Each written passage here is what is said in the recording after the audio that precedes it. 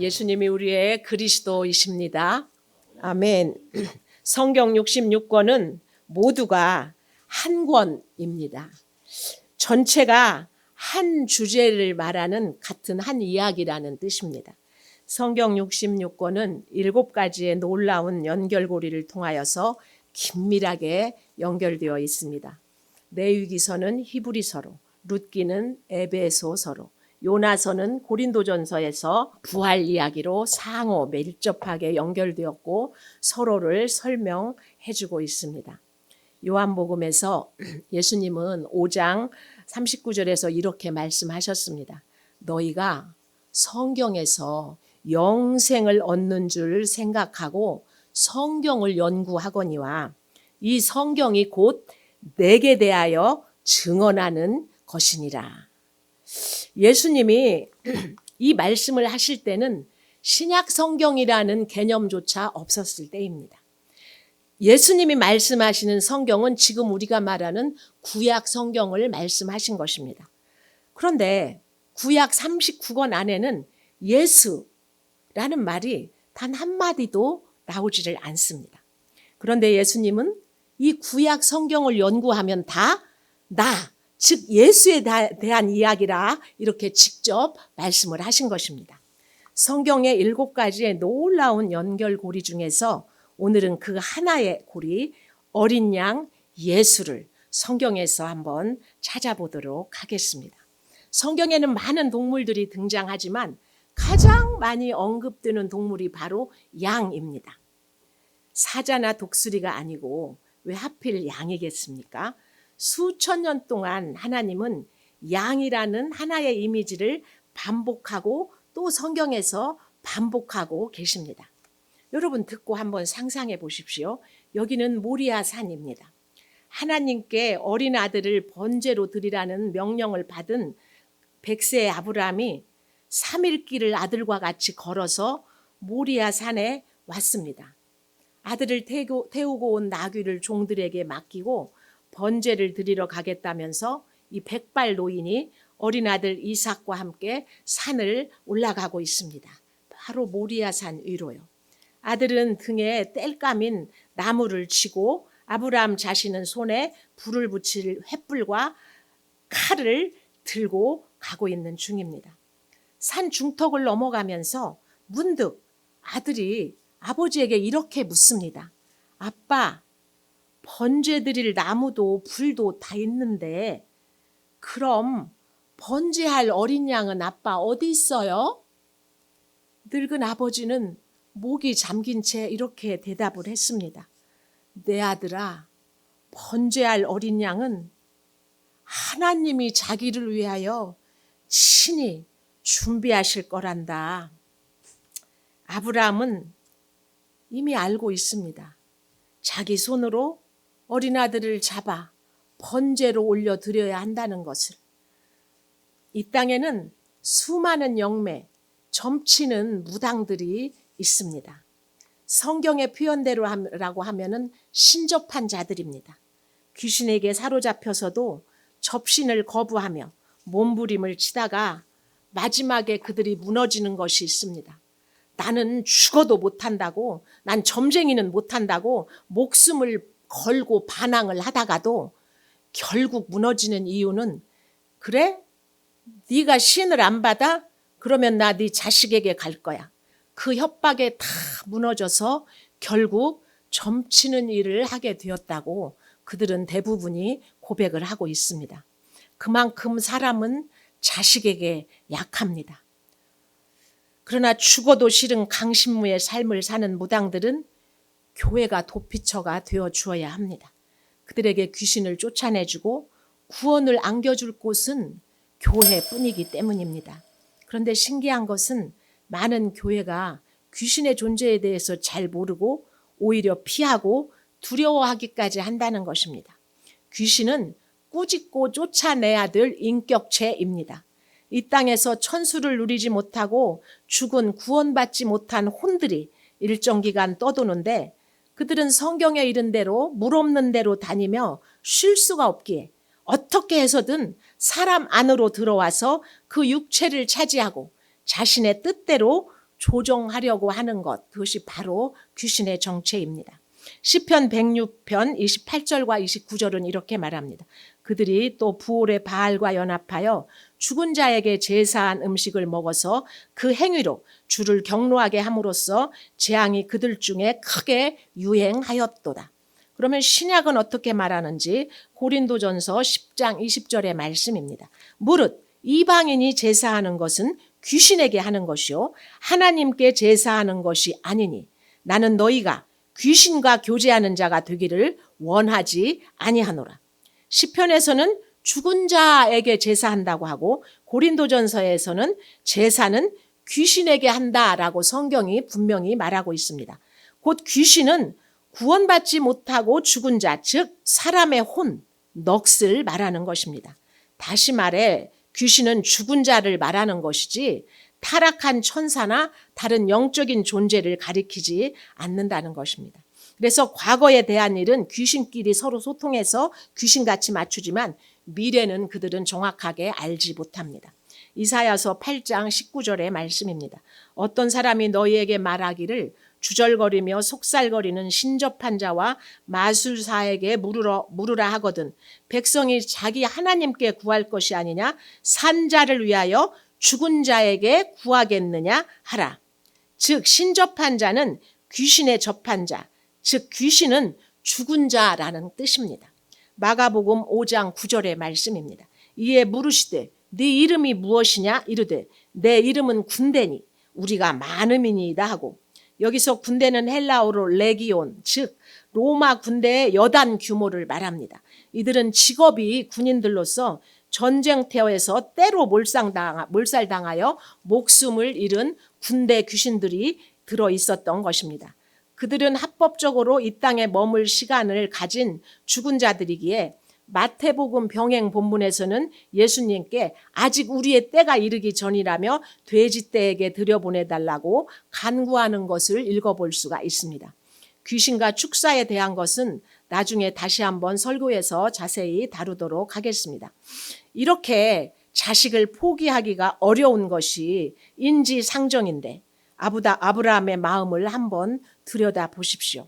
아브라함은 사흘길을 걸어서 모리아산까지 왔습니다. 이삭의 숨소리 하나, 손짓 하나에도 그는 마음이 미어졌을 것입니다. 차마 아내에게는 상의조차 하지 못했습니다. 100세에 얻은 아들 아닙니까? 그러나 아브라함은 하나님의 약속을 믿었습니다. 네 후손이 하늘의 묵별과 같고 바닷가의 모래보다 많을 것이라는 하나님의 약속을 굳게 믿었던 것입니다. 그래서 히브리서 11장 17절에서 19절은 아브라함에 대하여서 이렇게 증언하고 있습니다. 아브라함은 시험을 받을 때 믿음으로 이삭을 드렸으니 그는 약속들을 받은 자로 돼 그 의아들을 드렸느니라. 그에게 이미 말씀하시기를 네 자손이라 칭함을 받는 칭할 자는 이삭으로 말미암음이라 하였으니 그가 하나님이 능히 이삭을 죽은 자 가운데서 다시 살리실 줄로 생각한지라. 비유컨대 그를 죽은 자 가운데서 도로 받은 것이니라. 그래서 하나님은 아브라함을 친구라고 하십니다. 아들을 내어주는 사랑을 알아주는 친구. 그래서 하나님이 이 사건으로 감동을 하신 것입니다. 이 믿음으로 이삭을 결박하고 그 목숨을 끊으려는 순간 주의 사자가 급히 아브라함을 막아섰습니다. 한쪽 길로는 아브라함이 무너진 가슴으로 이삭을 데리고 산을 올라오를 때 다른 한편에서는 하나님께서 자신의 아들을 예표하는 번제에 쓸 순양을 몰고 올라오셨던 것입니다. 하나님께서는 이삭을 대신할 순양 한 마리를 수풀에 걸리게 해서 준비해 놓으셨습니다. 아들 이삭 대신에 순양이 죽었습니다. 이것이 성경에 기록된 최초의 대속입니다. 대속이라는 것은 누군가 대신 죽음으로써 다른 누군가가 살아나는 사건입니다. 눈물 젖은 아브라함이 그 장소에 이름을 지었습니다. 여호와 이레. 여호와께서 준비하신다는 뜻입니다. 창세기 22장 14절입니다. 아브라함이 그 땅 이름을 여호와 이레라 하였으므로 오늘날까지 사람들이 이르기를 여호와의 산에서 준비되리라 하더라. 그런데 하나님은 이 어린 양을 수백 년 후에 이스라엘 온 민족이 직접 체험하게 하셨습니다. 출애굽기 12장으로 가보시겠습니다. 이스라엘이 애굽에서 종살이한 지 430년이 흘렀습니다. 하나님께서 바로에게 모세를 보내셨습니다. 내 백성을 보내라. 바로는 바로 거부해버립니다. 9가지 재앙이 쏟아져 내려왔습니다. 나일강은 피로 변하였고, 개구리가 올라오고, 세 번째로 티끌이 이가 되었고, 그리고 파리가 들끓었고, 가축이 죽었습니다. 독종이 났고, 우박이 쏟아졌고, 메뚜기가 덮쳤습니다. 3일간 흑암이 온 땅을 덮었습니다. 그래도 강팍한 바로는 이스라엘 백성을 내보내지 않았습니다. 마지막 10번째 재앙이 남았습니다. 가장 무서운 재앙입니다. 애굽의 모든 장자가 사람이든 짐승이든 그날 밤에 다 죽게 되었습니다. 그런데 하나님께서 이스라엘 백성에게 한 가지 방법을 가르쳐 주십니다. 출애굽기 12장 3절에서 7절의 말씀입니다. 너희는 이스라엘 온 회중에게 말하여 이르라. 이달 열흘에 너희 각자가 어린 양을 취할지니 각 가족대로 그 식구를 위하여 어린 양을 취하되 그 어린 양에 대하여 식구가 너무 적으면 그 집의 이웃과 함께 사람 수를 따라서 하나를 취하며 각 사람이 먹을 수 있는 분량에 따라서 너희 어린 양을 계산할 것이며 너희 어린 양은 흠없고 1년 된 수컷으로 하되 양이나 염소 중에서 취하고 이달 40날까지 간직하였다가 해질 때 이스라엘 회중이 그 양을 잡고 그 피를 양을 먹을 집 좌우 문설주와 임방에 바르고. 어린 양은 흠없는 어린 양이어야 한다고 말씀하십니다. 상처 없고 병 없고 흠 없는 완전한 어린 양, 이 조건을 기억해 두십시오. 이 어린 양을 나흘 동안이나 집 안에 들여놓는 것입니다. 아이들이 만지고 이름을 붙여주고 정이 들게 됩니다. 왜 하나님은 바로 잡지 않고 40날까지 나흘 동안이나 기다리라고 하셨을까요? 그 어린 양이 죽을 때 그 무게를 다 같이 느끼게 하시려는 것입니다. 대충 잡은 짐승이 아니라 내 가족 같은 생명이 나를 대신해 죽는다는 것을 알게 하시려는 것이었습니다. 40날 저녁 해질 때가 됩니다. 온 이스라엘 백성들이 동시에 양을 잡습니다. 그 피를 문설주에 바릅니다. 문설주가 어디입니까? 문 좌우 기둥과 문 위 임방에다 바르라고 하셨습니다. 왼쪽 기둥에도 피, 오른쪽 기둥에 피, 그리고 문 임방의 피가 십자가 모양으로 발라집니다. 수천 년 후 골고다 언덕에서 예수님의 양손에 못이 박히고 머리 위에 죄패가 걸렸습니다. 왼쪽, 오른쪽, 그리고 위. 6월절 문설주에 있는 피와 같은 모양입니다. 그날 밤 죽음의 사자가 애굽 땅을 덮쳐왔습니다. 출애굽기 12장 12절에서 13절입니다. 내가 그 밤에 애굽 땅에 두루 다니며 사람이나 짐승을 막론하고 애굽 땅에 있는 모든 처음 난 것을 다 치고 애굽의 모든 신을 내가 심판하리라. 나는 여호와라. 내가 애굽 땅을 칠 때 그 피가 너희가 사는 집에 있어서 너희를 위하여 표적이 될지라. 내가 피를 볼 때에 너희를 넘어가리니 재앙이 너희에게 내려 멸하지 아니하리라. 아멘. 여기서 넘어가다가 히브리어로 파사흐입니다. 6월절 페사흐는 이 단어에서 나왔습니다. 넘어가다, 건너뛰다. 영어로 pass over, 즉 넘을류 담월입니다. 담을 죽음이 넘어가 버린다는 것입니다. 어린 양의 피가 발라진 집은 죽음이 넘어갔습니다. 어린 양의 피가 없는 집에는 죽음이 들어왔습니다. 그 밤 어린 양의 피 때문에 이스라엘의 장자들은 모두 다 살아났습니다. 어린 양이 대신 죽었기 때문입니다. 그런데 출애굽기 12장 46절에 놀라운 규정이 하나 있습니다. 한 집에서 먹되 그 고기를 조금도 집 밖으로 내지 말고 뼈도 꺾지 말지며. 뼈도 꺾지 말라. 이 작은 규정을 생각해 놓으십시오. 수천 년 후 골고다의 십자가 아래를 보시기 바랍니다. 요한복음 19장 말씀입니다. 십자가에 달리신 예수님 양옆에 두 강도는 다리가 꺾였습니다. 그런데 예수님에게 왔을 때 이미 돌아가셨으므로 다리를 꺾지 않았습니다. 요한복음 19장 36절의 말씀입니다. 이 일이 일어난 것은 그 뼈가 하나도 꺾이지 아니하리라 한 성경을 응하게 하려 함이라. 출애굽기에서 뼈를 꺾지 말라고 한 그 규정이 십자가에서 정확하게 이루어진 것입니다. 유월절 어린 양과 십자가의 어린 양이 같은 분이십니다. 이사야서 53장으로 가보시겠습니다. 예수님이 오시기 전 약 700년 전에 이사야 선지자가 환상 가운데 예수님을 보고 기록해 놓은 성경입니다. 이사야서 53장 7절의 말씀입니다. 그가 곤욕을 당하여 괴로울 때에도 그의 입을 열지 아니하였으며 마치 도수장으로 끌려가는 어린 양과 털 깎는 자 앞에서 잠잠한 양같이 그의 입을 열지 아니하였도다. 도수장으로 끌려가는 어린 양, 이분이 누구신지 700년 전에 이미 기록되어 있었습니다. 이사야 53장 5절의 말씀입니다. 그가 찔림은 우리의 허물 때문이요 그가 상함은 우리의 죄악 때문이라. 그가 징계를 받음으로 우리는 평화를 누리고 그가 채찍에 맞음으로 우리는 나음을 받았도다. 아멘. 모리아 산에서 이삭 대신 순양이 죽었습니다. 애굽에서 장자 대신에 유월절 어린 양이 죽었습니다. 이사야는 우리 대신 찔리실 분을 700년 전에 예언해 놓았습니다. 구약 전체가 한 방향을 가리키고 있는 것입니다. 누군가 대신 죽으셔야 합니다. 흠없는 어린 양이 필요합니다.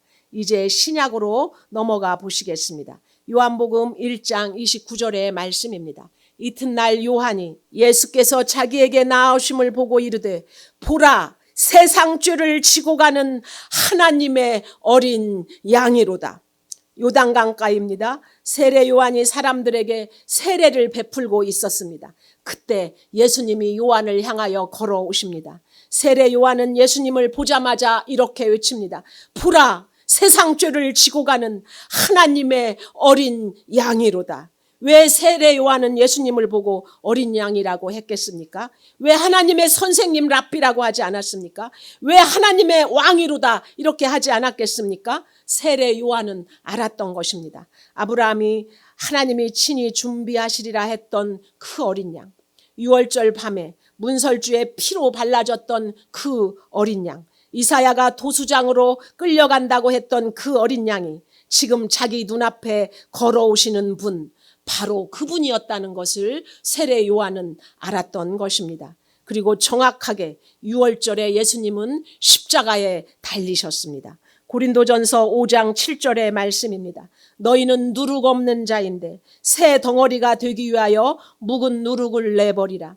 우리의 유월절 양 곧 그리스도께서 희생되셨느니라. 유월절 어린 양이 그리스도였다고 바울이 직접 선언한 것입니다. 출애굽기의 어린 양과 골고다의 어린 양이 같은 분이라고 말합니다. 베드로전서 1장 18절에서 19절의 말씀입니다. 너희가 알거니와 너희 조상이 물려준 헛된 행실에서 대속함을 받은 것은 은이나 금같이 없어질 것으로 된 것이 아니요 오직 흠없고 점없는 어린 양 같은 그리스도의 보배로운 피로 된 것이니라. 흠없고 점없는 어린 양. 출애굽기 12장에서 흠없는 어린 양을 요구하셨던 그 조건을 완벽하게 충족하신 분이 바로 예수 그리스도셨던 것입니다. 히브리서 9장 12절의 말씀입니다. 염소와 송아지의 피로 하지 아니하시고 오직 자기의 피로 영원한 속죄를 이루사 단번에 성소에 들어가셨느니라. 구약에서는 이 피의 제사를 매년 반복해야만 했습니다. 유월절마다 속죄일마다 어린 양을 잡아야 했습니다. 그런데 예수님은 단 한 번 자기 자신을 들이심으로 영원한 속죄를 이루셨습니다. 더 이상 어린 양을 잡을 필요가 없어진 것입니다. 이제 성경의 마지막 책 요한계시록 5장으로 가보겠습니다. 사도 요한이 하늘의 환상을 봅니다. 보좌 위에 두루마리가 있는데 7인으로 봉해져 있습니다. 아무도 이 두루마리를 열 자가 없습니다. 요한이 울기 시작합니다. 그때 장로 중 하나가 말합니다. 5장 5절입니다. 장로 중에 한 사람이 내게 말하되 울지 말라. 유대 지파의 사자 다윗의 뿌리가 이겼으니 그 두루마리와 7인을 떼시리라 하더라. 유다의 사자가 이겼다고 말합니다. 강하고 위험 있는 사자. 그런데 요한이 고개를 들어서 바라봤을 때 거기에 서 계신 분은 사자가 아니었습니다. 요한계시록 5장 6절의 말씀입니다. 내가 또 보니 보좌와 네 생물과 장로들 사이에 한 어린 양이 서 있는데 일찍이 죽임을 당한 것 같더라. 그에게 7뿔과 7눈이 있으니 이 눈들은 온 땅에 보내심을 받은 하나님의 7 영이더라. 사자라고 했는데 어린 양이 서 계십니다. 일찍이 죽임을 당한 것 같은 어린 양. 여러분 이 장면이 보이십니까? 온 우주의 중심에 왕자가 있는데 그 한가운데 서 계신 분이 사자의 모습이 아니라 어린 양의 모습입니다. 한때 죽임을 당하셨지만 다시 살아계신 어린 양.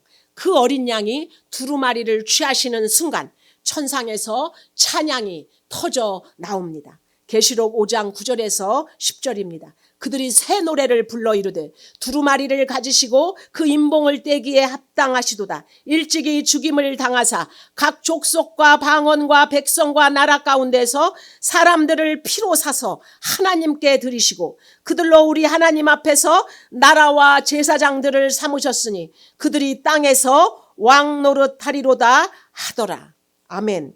피로 사서 하나님께 드리시고 모리아산 순양의 피, 6월절 문설주에 발라진 어린 양의 피, 이사야가 예언한 우리 대신 찔리신 분의 피, 골고다에서 흘리신 예수님의 피, 그 피로 모든 민족을 다 사셨다고 요한계시록은 말씀하고 있는 것입니다. 계시록 5장 12절입니다. 큰 음성으로 이르되 죽임을 당하신 어린 양은 능력과 부와 지혜와 힘과 존귀와 영광과 찬송을 받으시기에 합당하도다 하더라.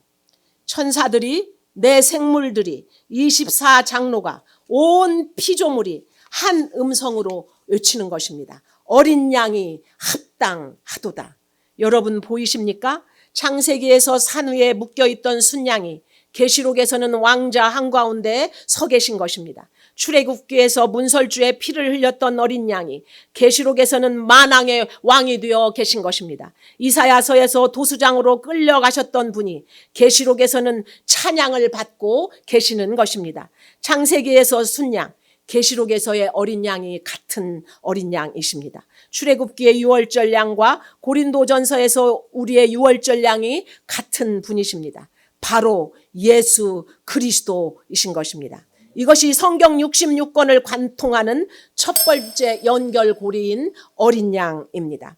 창세기에서 시작된 어린 양이 출애굽기를 거치고 레위기의 제사법 안에 숨어 있고 이사야의 예언 속에 나타나고 요한복음에서 세례 요한의 입으로 선포되고 고린도전서에서 바울이 확증했고 베드로전서에서 흠없는 어린 양으로 고백되었고 히브리서에서 단번에 이룬 속죄로 완성되었고 계시록에서 왕좌에 앉으신 분이십니다. 수천 년에 걸쳐 10권이 넘는 성경이 하나의 어린 양을 가리키고 있는 것입니다. 사랑하는 여러분, 혹시 여러분도 누군가 대신 짊어져 주기를 바라는 짐이 있으십니까? 도저히 혼자 힘으로는 감당할 수 없는 죄의 무게, 삶의 무게가 있으십니까?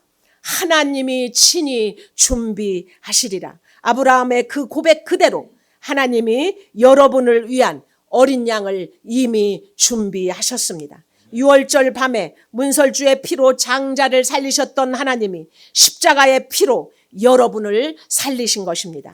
그 어린 양이 바로 예수 그리스도이십니다. 지금 이 시간 여러분 마음의 문설주와 임방에 그 예수의 피를 바르십시오. 죽음이 넘어갈 것입니다. 두려움이 넘어갈 것입니다. 절망이 넘어갈 것입니다. 어린 양의 피가 여러분을 지키실 것입니다. 할렐루야.